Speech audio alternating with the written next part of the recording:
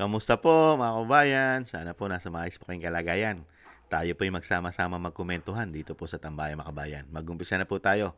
Komentuhan po natin, ito po kumakalat sa social media na meron po isang senador habang pong naghihiring ay busy-busy po sa kanyang gadget, sa kanyang cellphone, mga kababayan.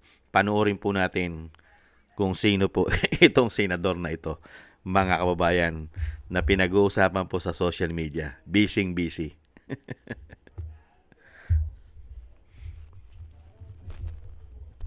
Documentary evidence.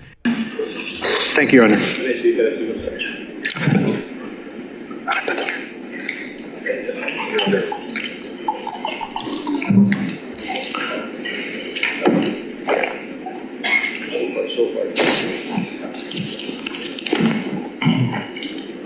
Okay ka na po.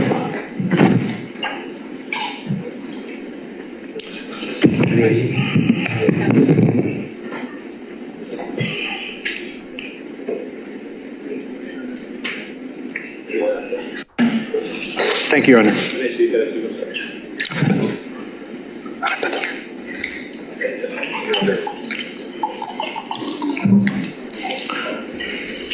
Yan po mga kababayan. Ang senador po na busy mga kababayan. Habang habang nasa hearing at napaka-importante po ng ginagawa nila dahil napaka-importante raw po ito sa bansa. Di po ba? Yan po ang sinasabi nila na priority po ang impeachment ng Vice President. Kasi po napaka-importante po ito eh. Pero makakita ka po ng mga tumatayong prosecutor judge ng impeachment ay mukhang hindi po yata interesado makinig, mga kababayan. Bakit kaya? Dahil nakaplano na, meron na script kung ano gagawin nila sa impeachment ng Vice President. Nagtatanong lang po tayo. At busy po, kaka-stroll ng kanyang gadget. Ano kaya ang sinesearch, mga kababayan? Manunood kaya ng Itbulaga?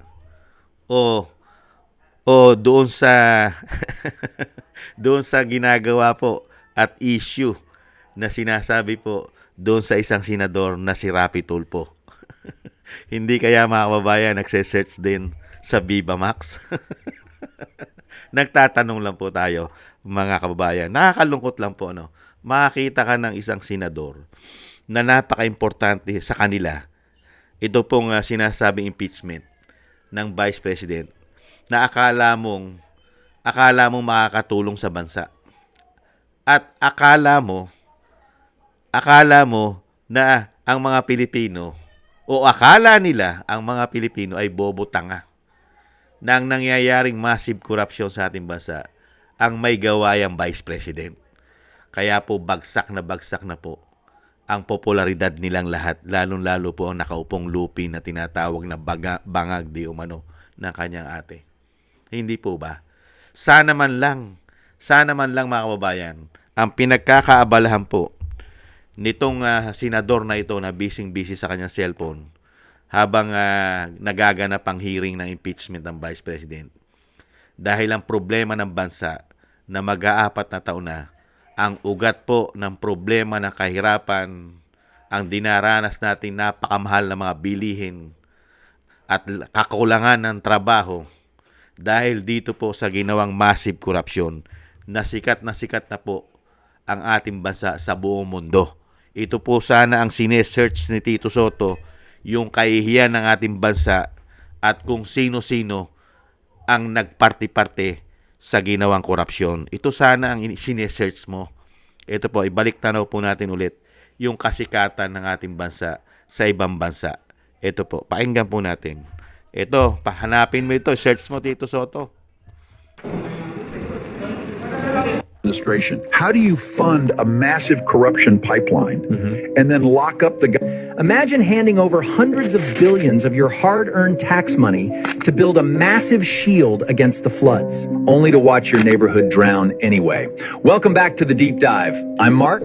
And I'm Leo. Today, we're looking at an absolute masterclass in political survival happening right now under the Marcos administration. How do you fund a massive corruption pipeline and then lock up the guy trying to expose it? Mark. Exactly. Yeah. For years, President Marcos Jr. signed off on historic, record-breaking budgets for the DPWH. Billions meant for life-saving dikes and seawalls went to literal ghost projects and a cartel of mega contractors renting out their licenses. The administration funded this system year after year, turning a blind eye while the kickbacks rolled in. But here's where it turns into a political thriller. Right. When the dams broke, literally and figuratively, the Senate started asking questions. Senator Rodante Marcoleta led the Blue Ribbon Committee probe. He started digging into the mud, trying to find out where the flood money really went. And what happened? The administration pushed back. Marcoleta got replaced as committee chairman. Right. But he kept talking. Yeah. Administration. How do you fund a massive corruption pipeline and then lock up Yan po mga kababayan. Yan po dapat ang sinesearch ni Tito Soto kung ano na po ang tingin ng ibang bansa sa ating bansa na hindi po nasusolusyonan hanggang ngayon. Mag-iisang taon na po ang massive corruption na nangyayari sa ating bansa. Pero ito pong mga senador, mga congressman, mga kababayan na sinasabi pong sila po ang magbabantay ng ating kapirahan. Ano po ang nangyari? Imbis po natutukan po nila ang massive corruption. At yan din po ang gustong malaman ng ibang bansa.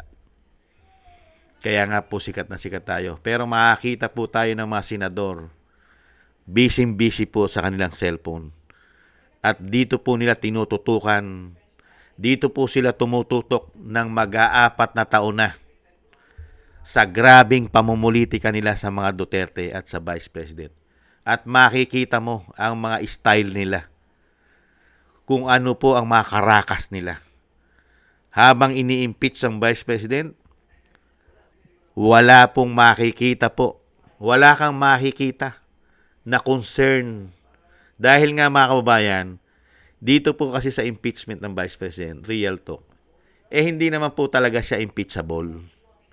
Ginagawa lang po nila ito, komento ko po, ginagawa lang po nila ma-impeach ang Vice President. At lagi po natin sinasabi, paulit-ulit natin sinasabi, kailangan po kasi nilang pabagsakin ng Vice President. Kasi po, kung hindi po nila mapapabagsak ang Vice President, lahat po ng nakinabang sa massive corruption at mga involved sa mga mali-maleta gangs at syempre po sa mga involved sa mga nagkamal ng malalaking insertion, mga allocables at ang pera ng taong bayan ay pinaglilipat sa mga unprogrammed appropriation. Hindi po ba? Lahat po yan ay may imbestigahan ng tama. Hindi po ba? Kasi sa panahon ngayon, may mahirap pong makakita ng totoong investigasyon. Selective. Hindi po ba? Hindi parehas na investigasyon. Ang inuuna nila, yung kailangan nilang pabagsakin di umano para po mapagtakpan na lahat ang mga ginawa nilang kawalangian at pagnanakaw sa ating bansa. Yan po ang lagi nating paulit-ulit na sinasabi. Nasaan na? Nasaan na ang pera ng mga Pilipino? Daan-daang bilyon, trilyon ang pinag-uusapang pinagnanakaw nila. Pero nakatutok lang sila sa pamilya Duterte. Naipatapo na nga nila yung tatay. Hindi po ba sa dahig? Ganyan po katindi ang mga taong ito. Yan po mga kababayan. Ang kumakalat po na picture or video sa hearing ng Senado. Isa pong senador nag-i-stroll mga kabayan. Busy. Kakahanap po yata ng video o hinahanap yata yung Viva Max, di yung ano. Yan po mga kabayan. Maraming salamat po. Ingat-ingat po kayo. Thank you po sa gusto po natin tambayan mga kabayan sa YouTube at TikTok. At ganoon din po sa ating mga subscribers. At sa mga nagko-comment, like, share, and subscribe at patuloy pa nagsusubscribe. Shoutout po sa inyo lahat. At shoutout din po sa mga nagbibigay po ng tulong at biyaya.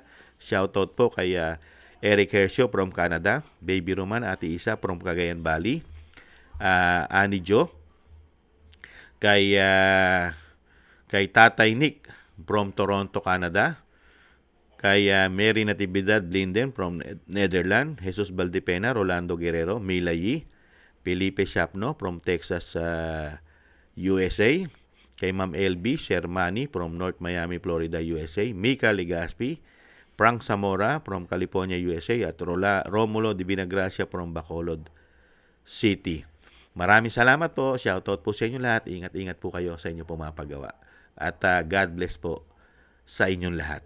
At tiis-tiis lang po tayo mga kababayan at samahan po natin ng maraming dasal at panalangin nang tayo po'y maingatan. Maraming salamat po. Bye-bye. Sa muli.